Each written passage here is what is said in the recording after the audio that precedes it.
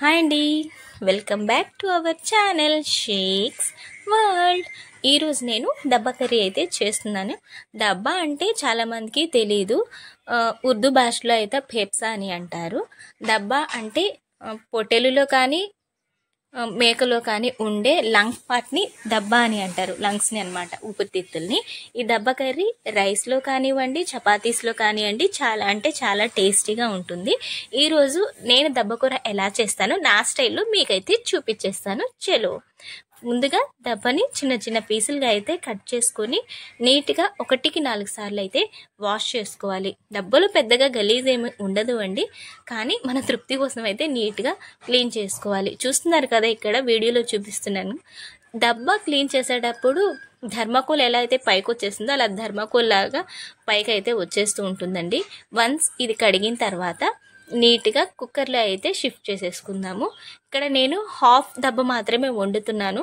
అదేంటండి, నాకు అలవాటు ఉంది, సగం అయితే తీసుకొచ్చినప్పుడు చేస్తాను, ఇంకో సగం అయితే వీక్ మధ్యలో అయితే ఎప్పుడో ఒకసారి చేయడానికి ఎత్తి పెట్టేస్తాను. మీలో కూడా నాలాగే అలవాట్లు ఎవరైనా ఉంటే కామెంట్ చేయండి.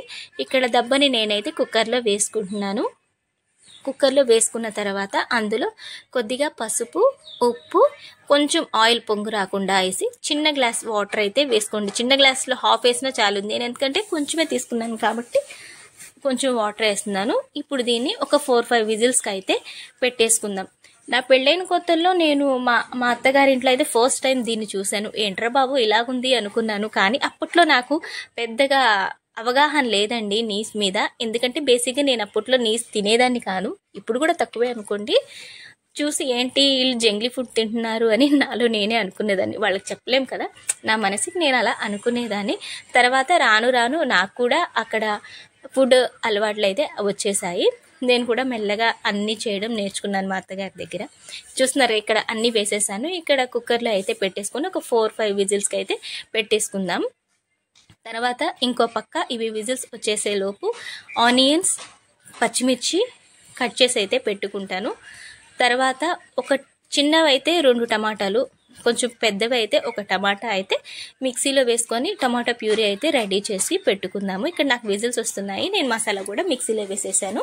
ఇప్పుడు కడాయిలో ఆయిల్ అయితే వేసుకొని ఆయిల్ హీట్ ఎక్కిన తర్వాత కట్ చేసి పెట్టుకున్న ఆనియన్స్ని, పచ్చిమిరపకాయలని అయితే వేసి లైట్ గోల్డెన్ బ్రౌన్ కలర్ వచ్చేంత వరకు అయితే వేయించుకుందాము. తర్వాత ఇందులోనే అల్లం వెల్లుల్లి పేస్ట్ వేసి పచ్చివాసన పోయేంత వరకు వేయించాక ప్యూరీ ఏదైతే చేసి పెట్టుకున్నామో టొమాటోది అది కూడా ఇందులోనే వేసేసి ఉప్పు, కారం, పసుపు తగినంత వేసేసి ఒక 2 మినిట్స్ నూనె పైకి వచ్చేంత వరకు అయితే ఉడికించుకుందాము. తర్వాత మనం పెట్టుకున్న దబ్బనన్నీ ఇందులో వేసుకుందాము. దబ్బ ముక్కలన్నీ ఇందులో వేసుకున్న తర్వాత ఉప్పు సరిపడిందో లేదో చెక్ చేసుకుందాము. చెక్ చేసుకున్న తర్వాత ఒక 5-10 మినిట్స్ లోపు ఈ కర్రీ అయితే ఉడికిపోతుంది.